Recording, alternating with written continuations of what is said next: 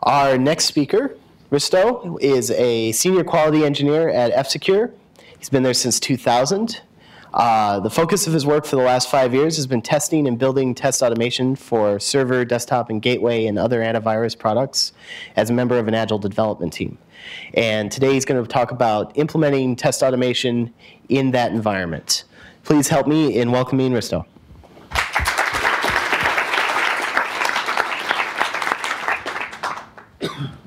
Okay, hello everyone. Alan already introduced me, so I don't think I need to say anything else, but my presentation's title is maybe a bit too long, but anyway, I'm going to be talking about how we implemented our test automation system, and basically, title says it all. I come from traditional testing background, and I'm not a coder, or I don't consider myself a coder. I've never coded for work. I've never done Java or C++ for work. I can do some scripting maybe. So I've been 7 years in testing and blah blah, as Alan said. Yeah, I love music, especially the Ramones from New York. Somebody might have seen my shirt yesterday, and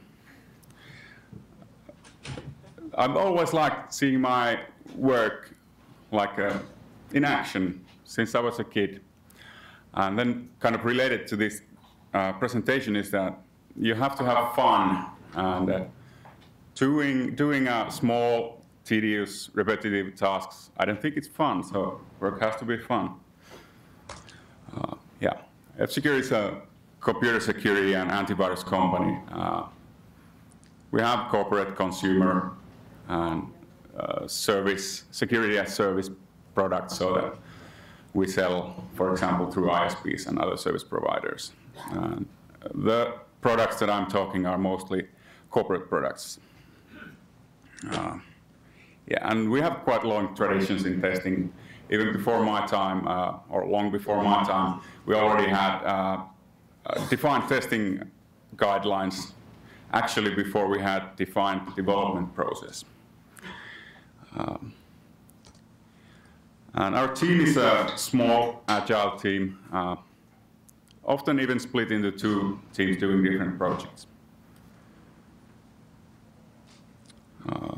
Yeah, and about the products that we do, we really do the end products, and we don't do the core components such as scan engines or other stuff. They come from other teams in our company. Okay, automation has been, of course, the focus area for our company, and most teams are either implementing or have in use several automation systems. The goals of the different teams are really different. I mean, we make basically end customer products, and our AVR or antivirus research or response team, they release on average 6 AV database updates per day. And they add about 300 new detections per day. So their kind of problem field is totally different, and their goals. And so that's why we chose pretty much different approaches for automation. Okay, about the domain then. Testing AV products, there's one rule of thumb that it's always done in a secure, closed environment whenever it's using malware samples or even test viruses.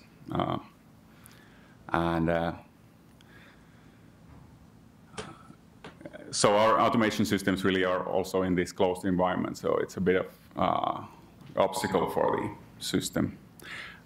It gets the builds and the test packages and stuff from a secure interface and sends text-only logs out, basically. Yeah, otherwise it's like testing a normal, like shrink-wrap product. Of course, they're not in cardboard boxes, but like the slight difference might be that the antivirus product actually of course, it has these nice features like security features, all kind of anti-spyware, antivirus, firewall, and then rootkit stuff, and remote management and whatnot. But the product really connects itself to the operating system from the kernel level. So we intercept every file access, scan it for viruses before the application can reach it, and we check all the kernel modules that they are like in the baseline, and we allow them to load. Then on top of that is basically the implementation of these different security and other functions. There's lots of, well, maybe even too many daemons in our product running in the background. And then there's the user level. We have web user interface, and we even have for Linux like task tray icons and some file manager integration. So it's really a situation where you cannot buy like a commercial off-the-shelf product for testing this. So it's kind of like the starting position where you started the test automation work. Testing Linux, then again, it's easy. Linux is simple. It has good standards. POSIX shell is a standard. If you write POSIX shell script, it will run on all Unixes. You don't even need any external runtime or whatever. It's installed in every Unix. And then remote execution, I would say SSH is kind of like standard nowadays in every Unix and Linux. Our test automation mostly, when it talks between computers, it's using SSH.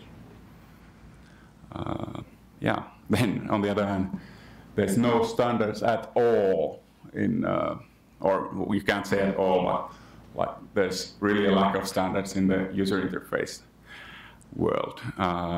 There's two competing desktops, I guess a lot of you know KDE and GOM, and they're really advancing fast, so we could maybe write test automation that works on the latest version of that desktop, but then it's really hard to make it so that it runs on every distribution, because the distributions also differ. They have different packages installed.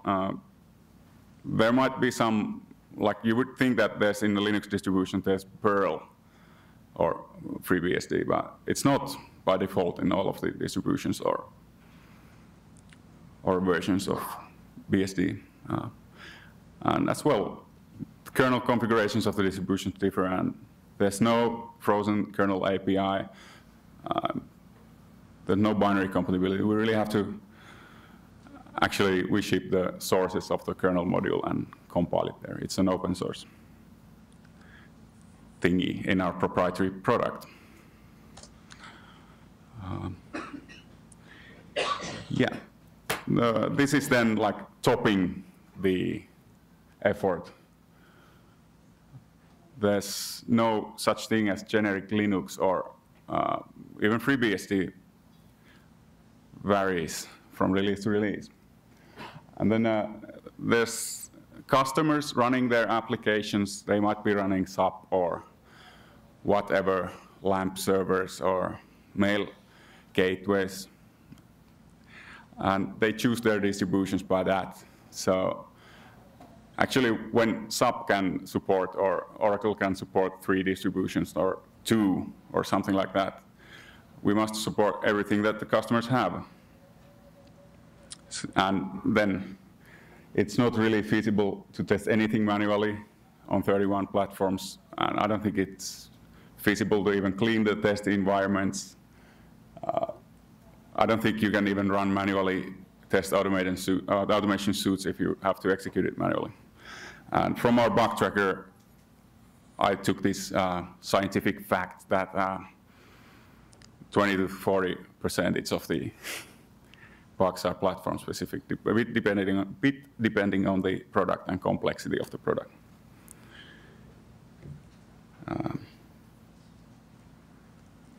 Yeah, then multiple product versions. I think like one regression run, if we need to change some core component and, for example, do a hotfix or security fix for all products, would be around 40,000 test cases.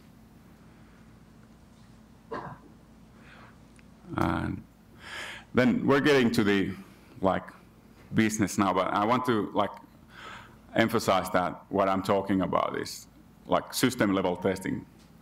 It's not unit testing that I'm talking about. We of course have unit testing in place, but this is like the tester testing. And some tests are pretty close to module testing, you could say. We do test APIs and their binary compatibility. And then we, of course, test integration to other systems. And especially in the gateway products, of course, you have to have servers and clients and stuff. Yeah. The system is not a product of intelligent design. It's like a product of evolution, mostly. But we do have steps that we've done in, we would say that we have a couple of greater leaps and then some constant improvement of the system. And all of these steps and all of the things that I'm talking in this presentation have actually been shorter than 1 man-month, or well, maybe they'd be just a bit over a month, but that's the work that's been put in these really big advancements that we have done over the years. Oh yeah, and every step has had really clear motives and value expectations. And everything here has been done as part of a development project, so we haven't had a project for test automation. 5 years ago, we had this really small command line utility that is a command line antivirus scanner that loads the databases and does a scanning of file sets or a file and exits. Then we got this new project started.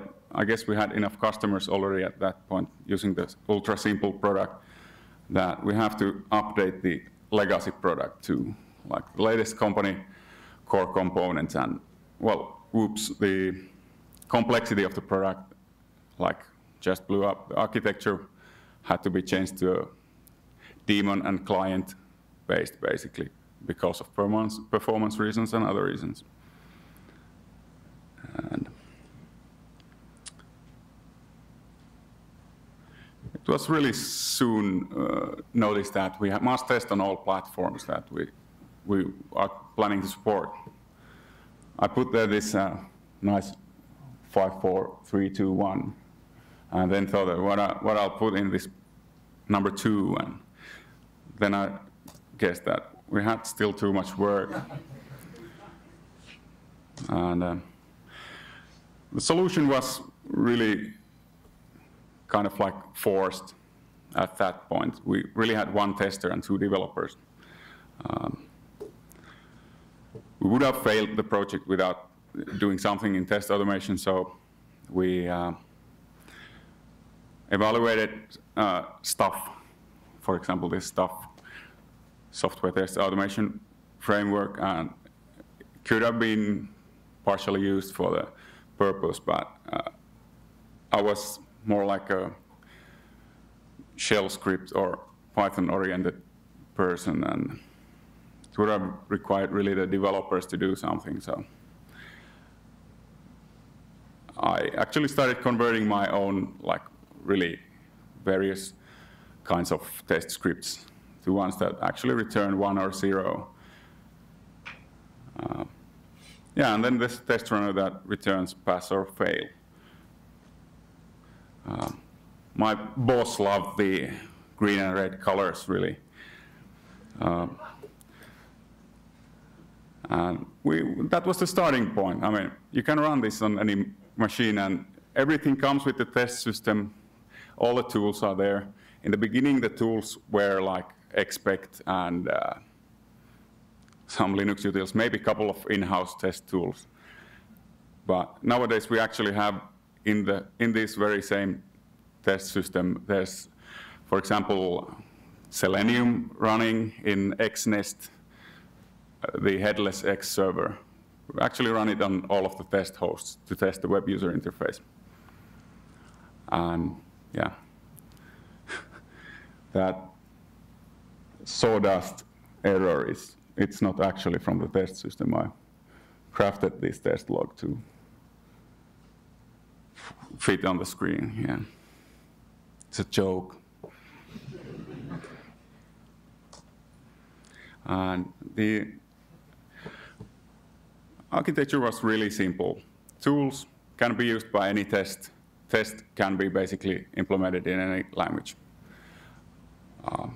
And then they return 1 or 0 and leave their debug data in a directory where they can be collected.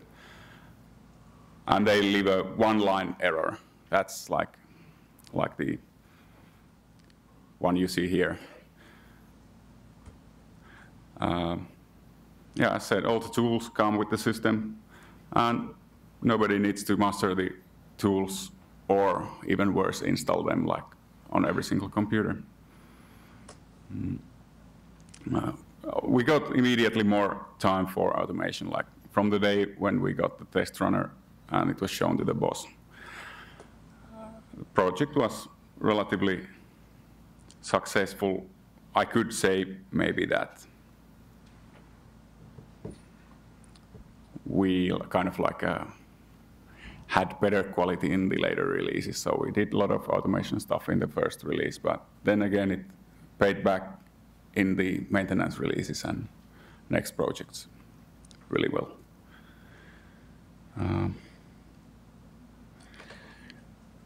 Day-to-day job was still quite manual oriented. I mean, it was that doing small tasks manually type of work, and it took lots of coffee and key presses to actually get well, judgment on a build, for example, that is it good or not.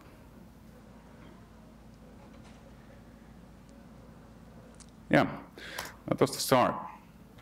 And it was clearly visible from the beginning, I mean, that it's the only way to go. Next project was building on top of the previous projects, daemon and all the stuff that we had created. We were supposed to, or we actually did it. Windows client security is kind of like a unified security software solution. It has firewalls and antiviruses and whatnot, and we would need to have not the same, it's not a porting project, but like similar product for Linux customers with on-access scanning, of course, the first and biggest feature. It caused a lot of turbulence in the development process when we had more developers soon, and then more platforms coming to support. And well, I had something else here also. Okay, let's go there. Yeah, we would have needed probably more testers even to keep up the quality level approximately at the same. And it was the only option to like enhance the automation system.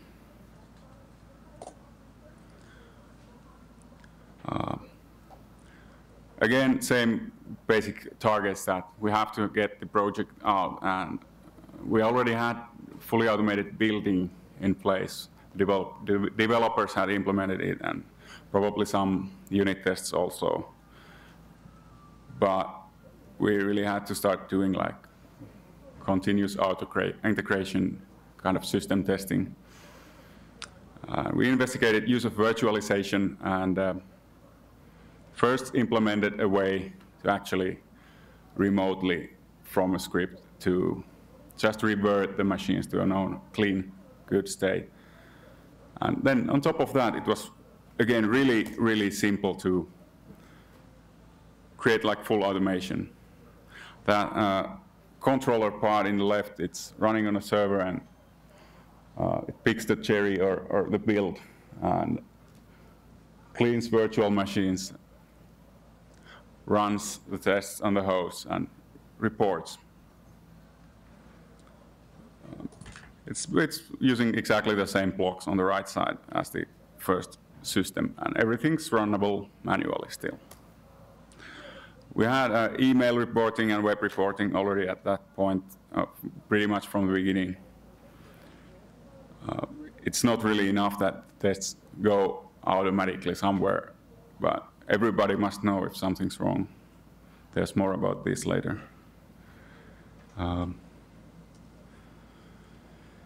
Yeah, the results were really good, and again, it was maybe like over expectations. I mean, implementation wasn't so hard after all.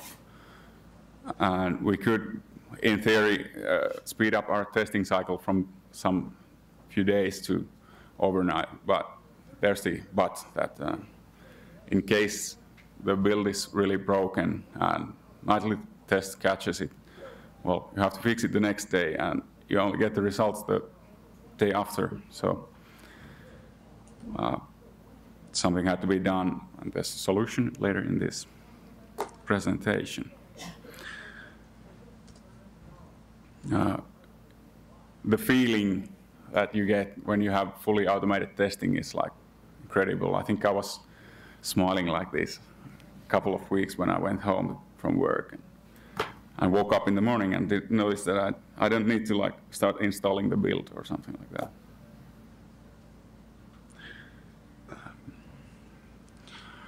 So we were, the leftmost points are where the first very simple product left, and this is the client server security product.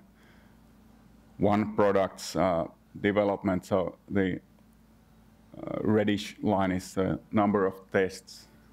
Basically, kind of test coverage if you multiply it with number of platforms we're testing on.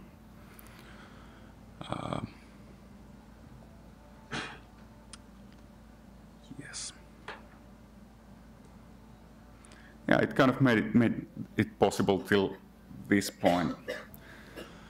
Okay, those two big steps were kind of like the building up phase. But during the lifespan of the project, we really did a lot of, like, I think, cool stuff and very useful stuff to kind of lubricate our development process.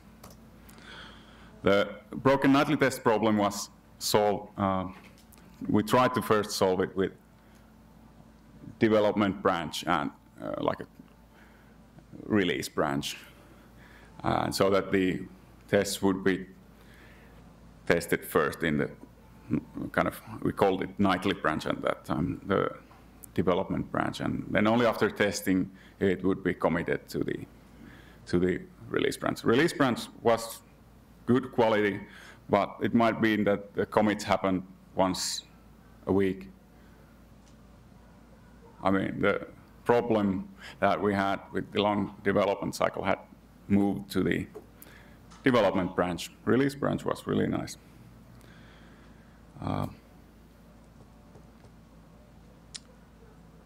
Okay, where am I?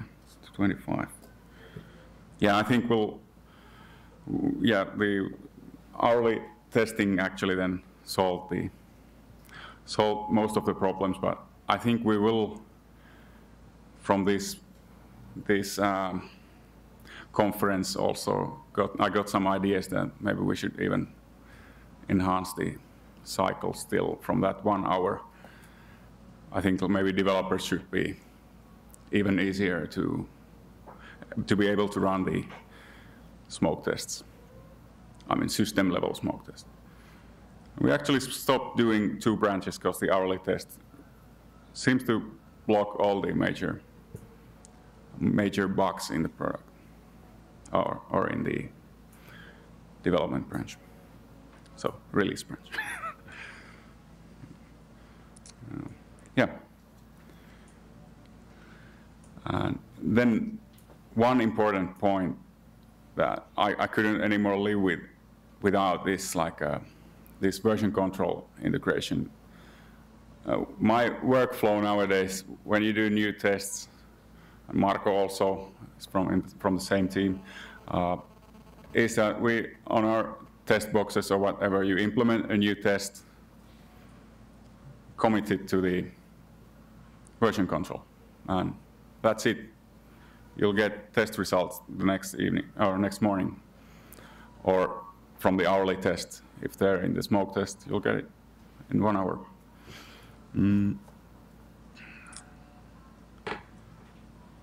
Yeah. It's built together with the product actually and put in the same build directory, and you will never mix, or you will never need to search the correct build or test package for this version of the product, because they're always like linked together. And even if the build directory would disappear, you still have it in the version control. Developers like it, and as I said, I really love it also. And you can do branches of the whole product and the test system, do some new feature. Developer can first break the tests and then fix them, and then commit the both back to the release branch. And there's no other way once you've tried it. Then I'm kind of lazy person. I guess my work would be to make myself out of work so that everything would happen automatically. But I got tired of the updating of the separate test specs, so they were put actually into the automation. So we use this tool called RoboDoc. I don't know who knows it, but we create the test spec every time when the new build is tested, and then the test log actually links to the test spec. We have the aim to write the test description before implementation, and actually it's forced now, so that you have to have the test spec headers basically in the test before it's executed. It actually says if it would have passed or would have failed, but it fails. Of course, it cannot basically check that if there's any meaningful text there, but it's drive towards a good direction. And we have a lot of means to share the information nowadays, and this is really cool. Our teammate Rasmus Steen, who was here last year, came up with the idea of buying the LED sign from a consumer electronics store. We have it like consolidating all the information, or let's say the most important information, like the hourly test status and hourly build statuses. And it's actually controlled by an IRC channel, and so the guys have put there some sounds also whenever there's an IRC channel message. And it will actually, nowadays there's one developer's desk in the middle of the room, and there's the car braking sound first, and then in the LED sign corner there will be a crash sound. Yeah. We also have, of course, this kind of test log or dashboard or whatever you want to call it. You can see that there's the SUSE Linux Enterprise Desktop 10 on 64-bit platforms. There's 2 tests failed. You click on that and you get to the test log. This is the same one that I showed you. And you can see the brief description there, and then you can go to the lab network to analyze the debug data, basically, if you need to investigate it more. And then if you need to know what that test does, you click on the test ID and you get to the test spec. Most of our test cases are actually around this level, like the descriptions. I mean, we have kind of senior enough testers that, or test implementers that can do that, do the tests from that. And as you can see, the same system also documents the modules or the functions that we have. So I guess you could say that it's kind of like this domain-specific language-ish. I mean, we have a lot of libraries of different simple tests and parts of tests. Then we, of course, get the email alerts or email reports. And then there's a build log or blog that one of our developers did. And the aim is to have all of these linked together. Now, like most of the stuff is somehow linked together, but we would like to get them maybe to the same database, export the stuff to the same database somehow. And to be able to get really statistics on bills, and I mean, but we're still a bit far away from that. Well, not far away, but like take some couple of evenings of tinkering for fun. Yeah, from fun comes to mind that some of you might think, what's the value of all of this kind of doing these fancy blocks and stuff? They're probably the funniest and cheapest things that we've implemented, and I think the guys have done even some job at their like free time to do these cool things. But yeah, you can't measure the value of this, but then think the other way around, like what does cost missing information?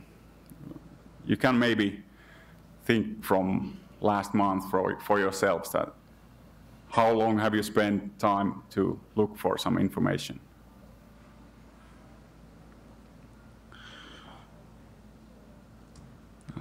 Yeah, that's basically how far we got with the old Autotest system. We kind of reached the limit and did all this like fun stuff and adjusted even the processes and stuff. Oh, now it looks bad again. Okay, it has a gradient, and it seems that the AV system cannot show it right, but you can see the trends there. And we had actually 64-bit platforms coming like a year or two ago, and some new products such as the F-Secure Rescue CD, that is a Linux distribution on a CD that has our AV product.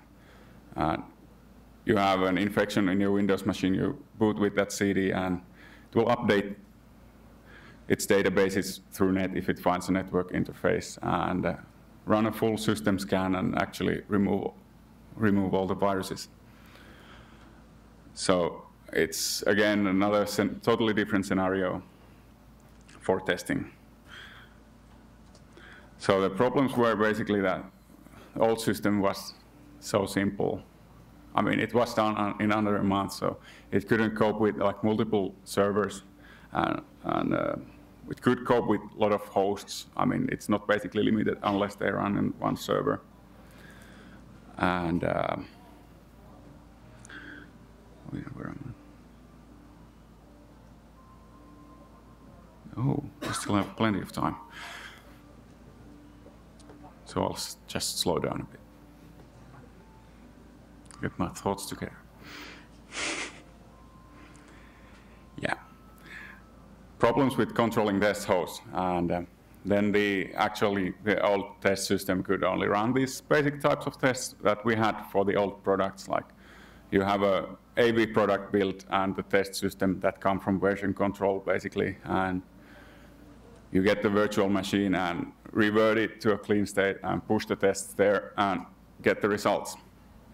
But now we would basically need to, first of all, have different products on the same system at the same time, and then totally different scenarios for the rescue CD especially. You need to boot to Windows and run tests in the CD distribution itself on the Windows machine. And the gateway tests on top of that. And not to mention that the controller would break every time you change the tests because they were so interconnected. So we decided to make it modular so that the controller doesn't know anything about the tests, but there's a clear API which is running 2 different commands or scripts. The other one basically prepares the tests and gets all the correct test data and stuff like that to the directory, and then the controller basically starts instances on different machines. So part of the test modules that we have now, several, at least 3 in use, part of them run in the controller that actually mostly takes care of the resources and reporting and finding new builds and stuff like that. Then the module can do anything with the test host it's assigned, or even a group of test hosts.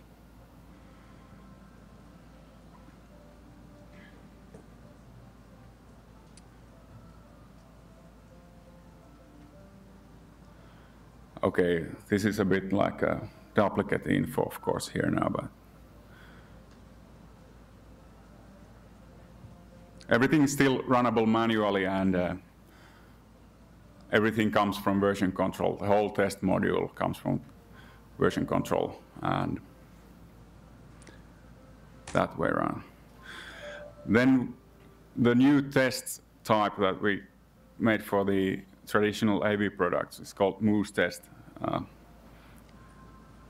I really like to name it after some animal, and then I started looking for like words in Google that some animal name and test. And this Moosetest rang the bell. It's actually a car manufacturer's test. Saab, for example, does it so that they put up a real moose or real size elk. It's not real, yeah, it's a dummy, but yeah, real size. Or, well, you don't know about those Swedish people, but. So they run the car actually towards the elk and try to dodge it. And they increase the speed until it hits it. And then they check the car damages. So it's supposed to be like a fair simulation. So that was kind of like the mindset. Yeah. I guess it's like a moose crash test dummy or something like that. But anyway, we wanted to be able to do that kind of stuff, and so that the product even crashes the operating system and whatever, and we could still control the test flow like that. We have now put in this kind of description language. It's not like a testing or any kind of testing language, but more like test sequence definition language.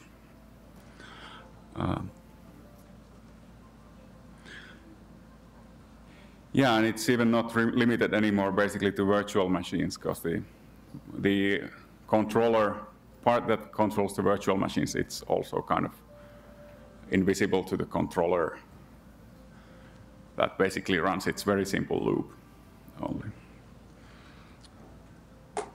How much time have I spent? Yeah, there's still some couple of minutes. Okay, so we got to, you could speak about the number of tests as test coverage, but it's basically just doubling the tests on different platforms. But we actually have added also some tests there. It's closer to the other line now. And we do support for this one product here, 29 platforms. I think we dropped because of some problems on platform in the latest release. And the same system runs the rescue CD tests and then all legacy product versions also, which had their own test module. And we didn't need to touch the old test system at all. We just built basically a controller part that runs this original testing package.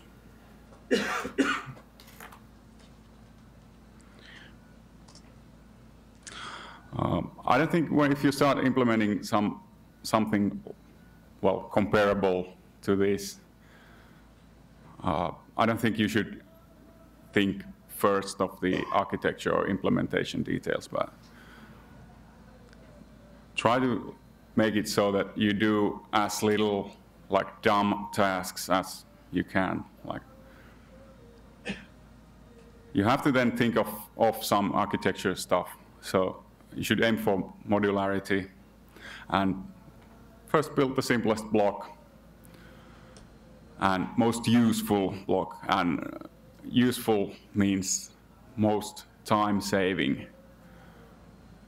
You get time to do other more interesting and maybe more valuable stuff.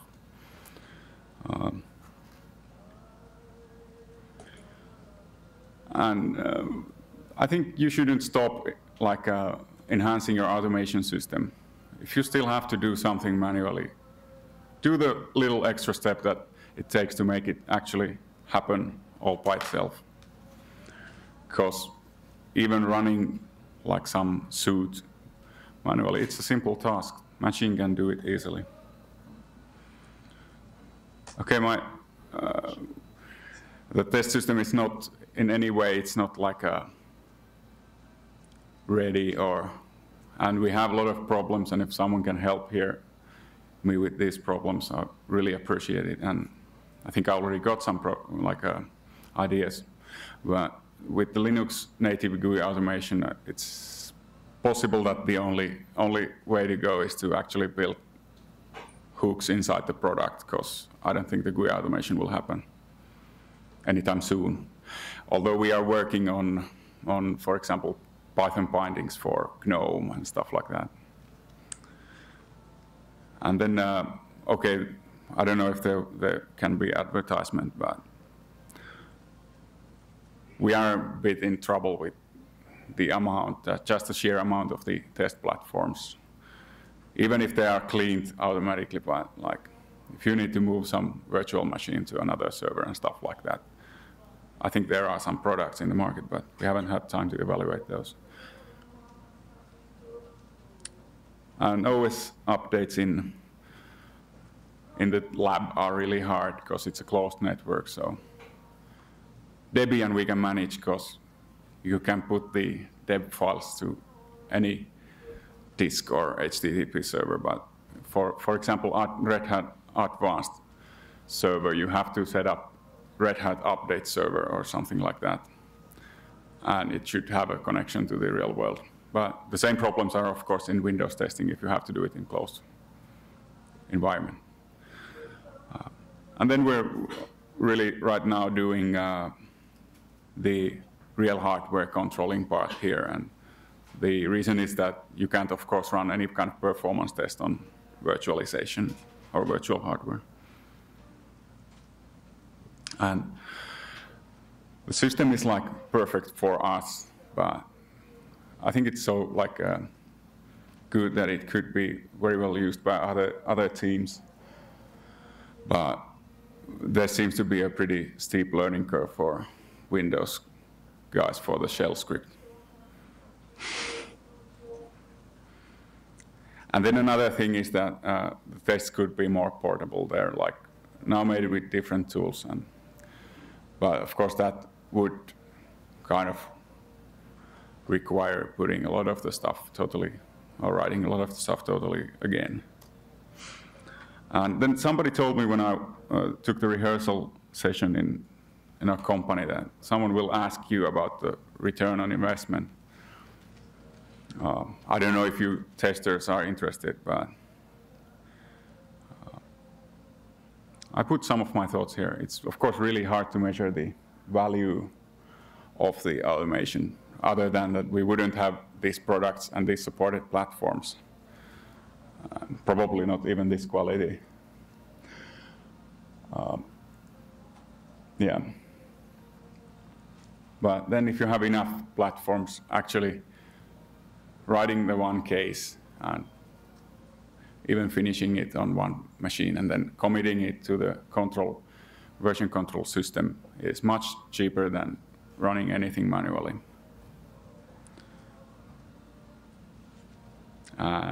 Maintenance releases are one thing that I could say some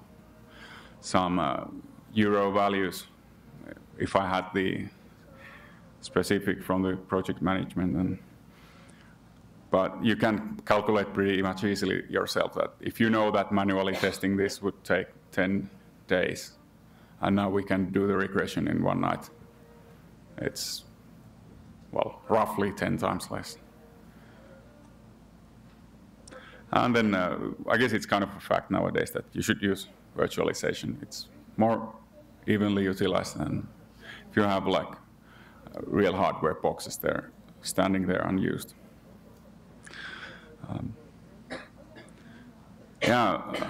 Then last thing I did on Tuesday evening when I left for New York was to ask the team that what really is the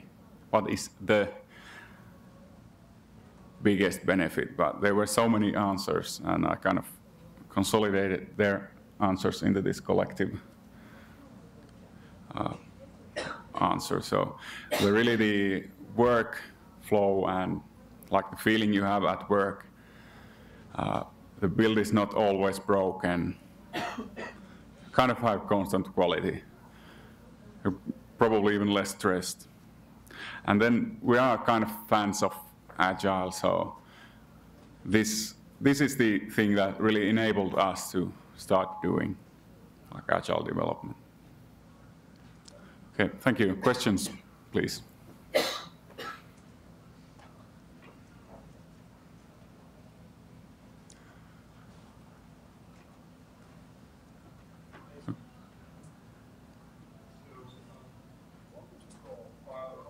I can't hear you. There he is. What do you use to clean your hardware right now, to reset hardware values or image it? And are you aware of a project from the University of Utah called EmuLab that images hundreds of hardware, hundreds of computers at once? Are you talking about virtual machines or real hardware? No, real hardware. Well, we have usually a Linux setup that has this kind of master small installation of Linux that can dump the image of the whole operating system to the disk. And then that can be even automated with bootloaders that it boots every second time to the controller and every second time to the other one. And you can even build on top of that if you end up in a kernel panic and the system is halted. You can actually buy these software control switches that will reset it, and it's booting back to the controlling OS. And that's still an issue for you to manage this stuff, or you've got it well automated right now? We do very small amount of testing on real hardware, so it's mostly the performance testing that we're doing on real hardware. I mean, virtualization nowadays supports even multi-CPU, so. Hi, my name is Vinod, and I think my question is somewhat related to the just previous one which has been asked. So I have been associated with an antivirus company earlier and in the testing of that. My expectations like that, like in the case of automation for any antivirus products, like you said, there will be 1 lakh of more than 1 lakh of non-viruses now exist in the market, and you will have to test your product with these kind of viruses on a daily basis or a build basis based upon requirement and which type of test you do. The thing that I want to stress or I expect is the automation for injecting these lakhs of virus files to your system is automated by developers, and as a tester we just execute that, and so that's the automation that it's already in place. Our task is to generate a lot of data, like suppose you want to generate a file which is recursively built 250 times inside a folder, a zip file or something like that, and to analyze the files which after this 1 lakh viruses has been scanned by your scanner, like it will be 1 GB of log files or something.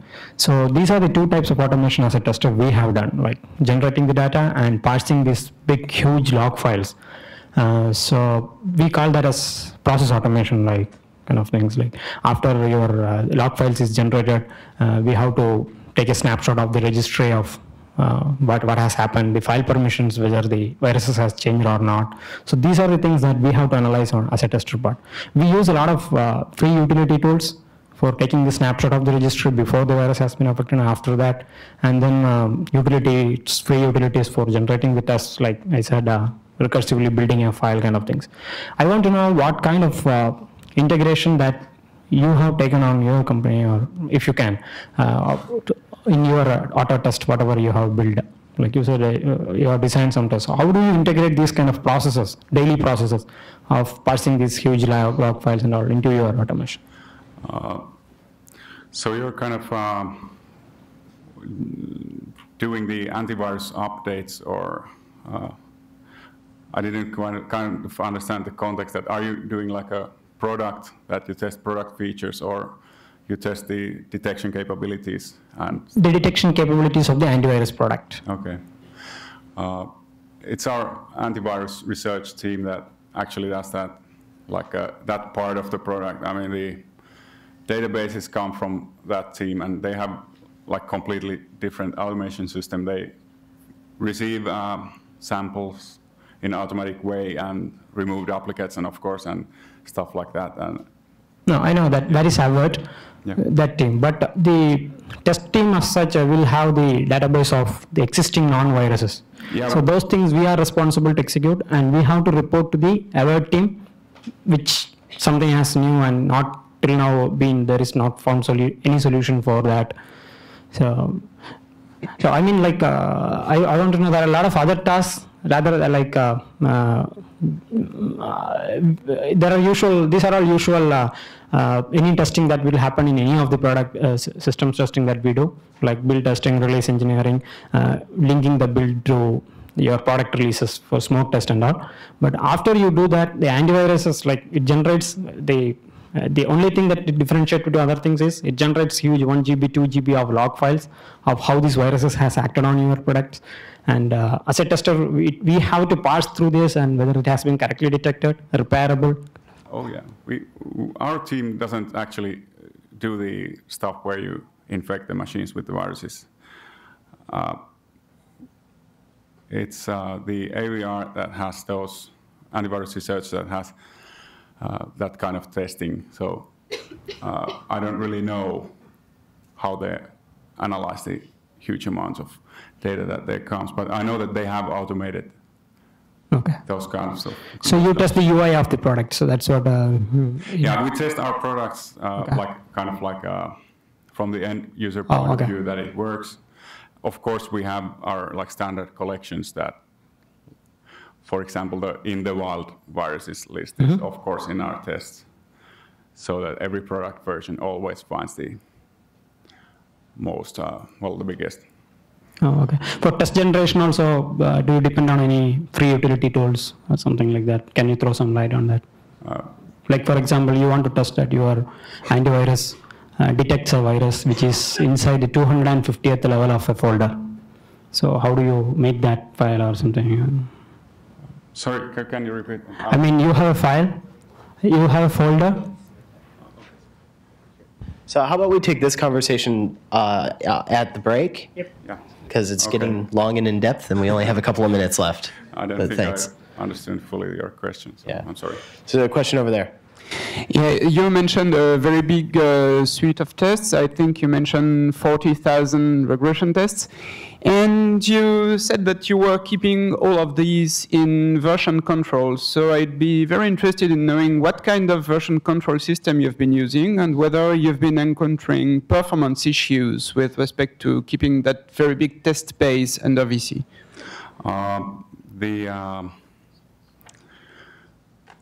The amount of test cases was the cumulative amount of test cases, like on multiple platforms. So you can divide it by number of the platforms. So then it drops to maybe, 4,000, 2,000. And I think that our version control can handle really well. And the test data, because it's the closed network where our test system works, and you cannot actually bring any of the samples or stuff like that out of that network. It's not in the same same version control. So the test package that comes from the version control is maybe around 20 to 40 megs packed. So I think you can cope with that kind of stuff. Okay, thanks. Thank you.